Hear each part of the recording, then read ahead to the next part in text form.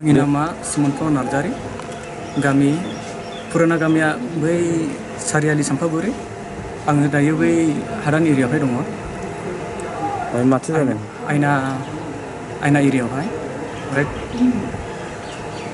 थांनाय 19 तारिख 10 मास 2021 खालि आंनि हिन्जावा रुनिकाटा बाजाराव थांदोंमोन। नाथाय बे बाजाराव थांनायनिफ्रायनो दिनैसिम बियो बबाव दं बेखौ दिनैसिम खौरां गैया।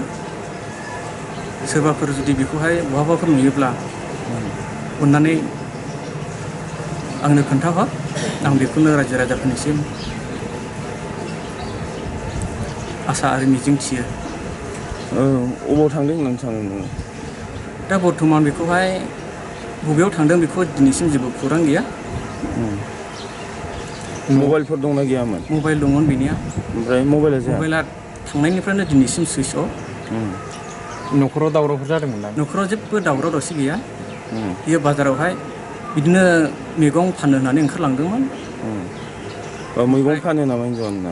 मैगं बिदिनो न'आवहाय खुबैनाय माबाखौ मैगंखौहाय लाना थांदोंमोन आरो बाजारावहाय। ओमफ्राय दा सोरखौबा लांखारदों होननानै सानो नामा नों? बेखौ लांखारदोंखौथ' आं इसेबां माने सन्देह गैया। जानो हागौ सोरनिबाफोर बिदिनो मदद होनायावहाय, सोरबाफोर बुरखायनायावहाय बियो बबेबा खना खनलाफ्रावहाय बिदिनो खामानि मावनो बेफोरबायदि ओंखारलांदों जानो हागौ। आं बेखौ सन्देह खालामनाय दं आरो बेनि सायावहाय। सिगाङावथ' बिदि जाफेराखैना घटना? सिगाङावबो बेफोरबायदिनो जाखांबाय। थांनाय फेब्रुवारि मासावहाय बेखौहाय न'खरनिफ्रायनो बेखौ दोनखोमादोंमोन। बिदिनो बेखौहाय दाबसे जायगायावहाय खामानि मावनो होननानै सासे मानसिखौहाय दानाल बायदि हमनानैहाय दोनखोमा होहैदों आरो न'खरनि मानसियानो, बिमाया। दाबो आं बेबायदि सन्देह खालामबावदों आरो न'खरनि मानसिखौहाय। बेफोरबायदि दोनखोमाहैबावदों नामा होननानै बेखौ सानदों आं। माब्रैहाय मोनामोन सिगाङाव? सिगांहाय बै इउटुब देरहासार इस्लारि इउटुबनि चेनेलनि गेजेरजोंहाय मोननो हादोंमोन।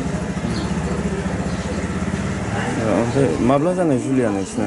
जोंनि जुलिया 2017आवहाय जादोंमोन। गथ'फोर दङ ना? गथ' गैया। जागोन।